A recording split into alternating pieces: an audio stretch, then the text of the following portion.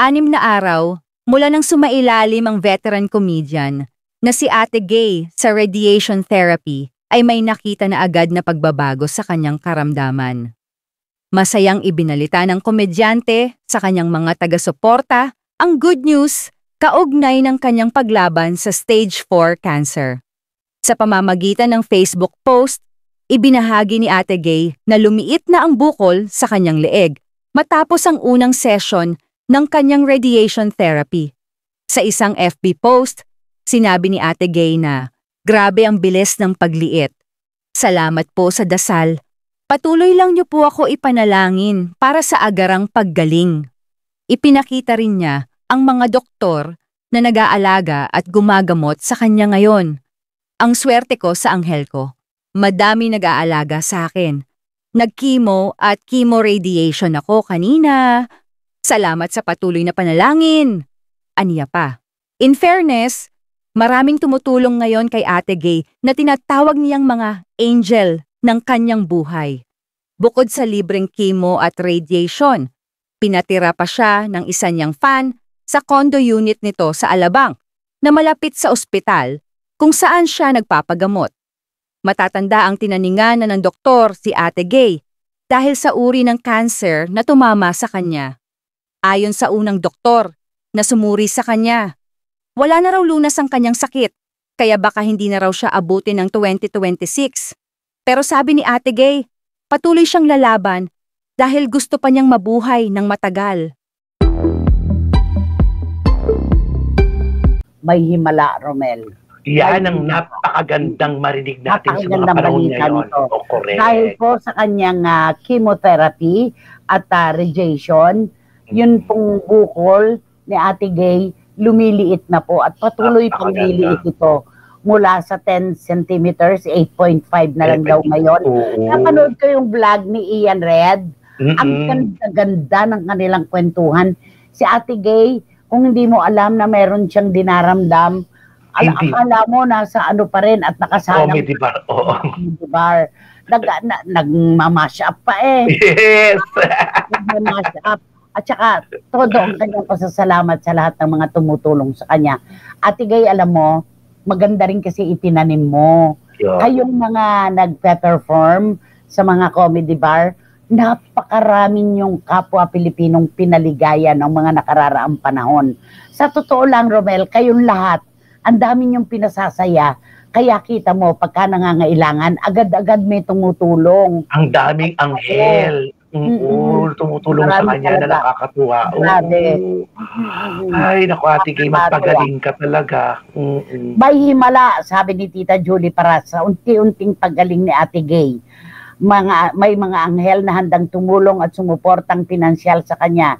Naway tuluyan ng gumaling si Ate Gay. Oo, naku, may himala. Akala lang natin wala, meron po. Sa totoo lang, sa iba't ibang hugis, sa iba't ibang paraan, iba't ibang tao po ang ginagawan tulay ng Panginoon para sa himala. Kaya si Ate Gay, tama yung ginagawa mo. Nagpapakasaya ka, hindi niya dinaramdam masyado. Tama. Oo. Niya, di ba? Tama yun. Nalilibang ang sarili niya at hindi niya iniisip na may sakit siya. Yung unang pinakamaganda. Hanggang namalayan mo na lumampas ka na sa lahat ng mga pagsubok mo, balik ka na entablado. Si Wating-Wating alam na rin kung sino itatanungin tungkol kay Eko. Siya na raw magtatanong. Nanay, ang dami mo pong alam dito sa UK. Parang ikaw ang nakatira dito. Hindi ko po alam itong Pogo de Chao sa Carnaby.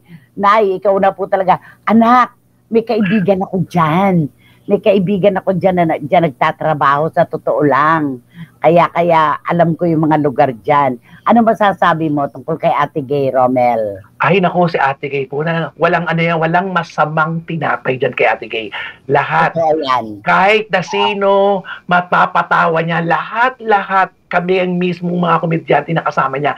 Natatawa kami sa kanya, sa mga hirit niyang siya lang talaga, sarili niya, kino-comedy niya. Alam mo yun, wala siyang, katulad ng sinasabi natin, wala siyang ginagamit na tao para masaktan, kundi sarili niya ang sinasaktan niya sa pagpapatawa para lang tumawa. Naalala ko na isang karanasan na tunay na iniiyakan ni Ate Gay. Hindi ko na po babanggitin pero napabalita na yun dati, di ba? wag na natin banggitin, pero tunay siyang nasaktan doon.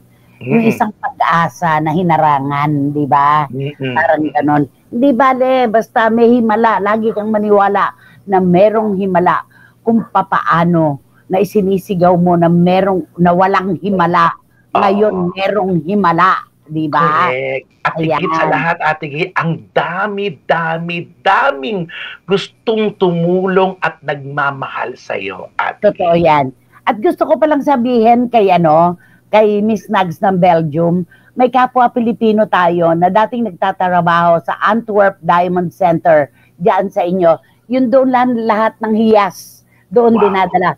Merong isang security guard doon na husband ng kaibigan ko na minsan isang panahon, nag-iisang Asyano na naging gwardiya doon sa Antwerp Diamond Center. Grabe dito, Romel, lahat ng mga hiyas ng mga taga-UK doon